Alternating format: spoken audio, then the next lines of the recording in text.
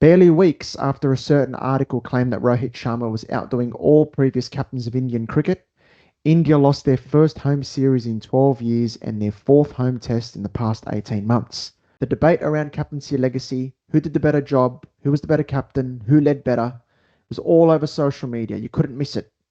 And it owed a lot to that particular article in that esteemed publication, ESPNcricinfo, which was a surprise for me because of the pride that they've taken over the years in their analysis, their reporting of the facts, and looking deeper into what particular captains and what particular players have done.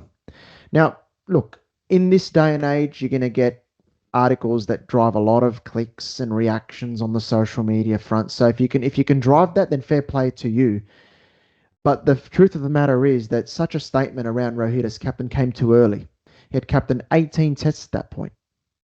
Now, you might be wondering what an Australian fan is doing talking about such a topic. Why not worry about your own team, right? You've got a Border Gavaskar trophy coming up. Australia got some issues to sort out about their batting. But there's two reasons why I want to focus on this. The first is I've seen different India teams come to Australia over the past couple of decades following cricket, including the ones in 2011, 2012, and the one in 2014-15. And I've seen the difference in Indian teams since then, and it's been quite remarkable. So I'll talk to that a little bit more in this video.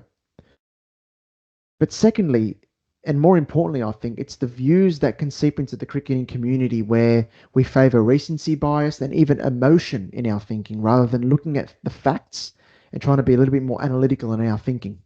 I want to start off by saying that this isn't a Rohit bashing session by any stretch. I think he's a fine player, one of the great white ball players in my opinion. He led India to a title in the T20 World Cup that broke an 11-year drought for them in ICC trophies. But this article in question and the debates around this came after a test match. I wrote an article on this topic pretty much soon after this article came out and all these debates were happening, and you can check it out. The link is in the description. But for me, it was far too early to claim such a statement that Rohit Sharma is outdoing the previous captains before them, leaving a greater legacy in a sense, because he had just captained 18 test matches at that point. When you're talking about legacy, in my opinion, you've got to look at where the team was when the captain took over and where he took the team to. So in 2014, Virat Kohli took over a team that was on its knees. They had lost 3 series in a row, 1-0 in South Africa, 1-0 in New Zealand, 3-1 in England, and they were 2-0 down after their 6th straight test defeat in Australia. MS Dhoni retired midway through the series. Virat Kohli took over.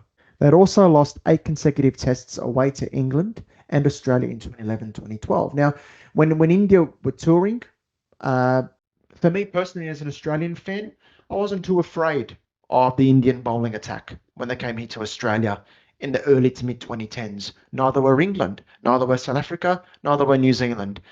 India were a strong side at home, as they've always have been, but they dominated with their spinners, and any specialist fast bowlers they played in the 11 was a specialist fielder. They barely fired a shot overseas, right? So fast bowlers averaged 36.65 runs per wicket and struck every 63.9 deliveries under Dhoni's captaincy. This talk about Virat Kohli as captain shouldn't mask over the fact that he's struggled a lot with the bat over the last few years, Virat, and his struggles with the bat have not helped India at all. It's not helped Rohit as captain, and it's not helped the team. He's averaging 35 over the past 4 years. Not good enough for a player of his class, of his greatness. Let me get that straight. His batting has not been great.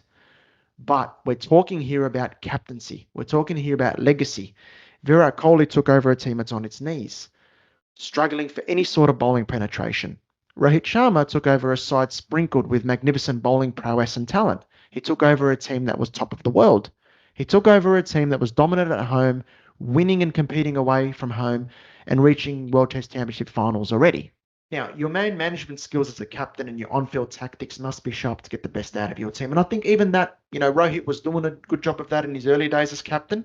But to me, there was a few issues against New Zealand in this particular test match at Pune, where India was so far behind in the first innings, but they were quite defensive coming out in the second innings, and he let the game drift a little bit more.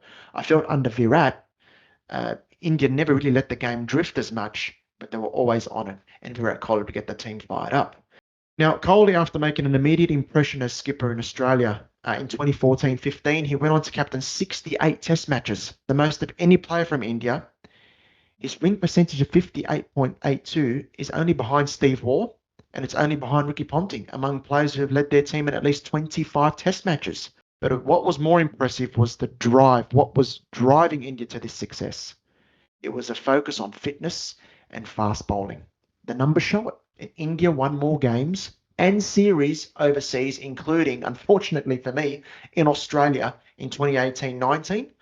And then 2020, 2021, credit, of course, to Ajinkya Rahane, who led the last three test matches, where India won two of them. But it was that culture, and it was that belief, and it was that focus on fitness that was driven over a long period of time that helped India believe that they can do it. Ishant Sharma was a bowler reborn in this period. He benefited from shifting to a fuller length. He took 121 wickets at 25.85 under Kohli. Shami took 168 wickets at 24.82, and even Umesh Yadav was a factor in the Indian team, 104 wickets at 30.68. But one of the highlights of Kohli's captaincy was fast-tracking Bumrah to the Test team. Everyone thought there was a lot of articles, a lot of opinion that it was too early to bring Bumrah into the side. Well, the rest is history there. Overall, India's fast bowlers averaged 26 under Kohli, more than 10 runs less than the previous period.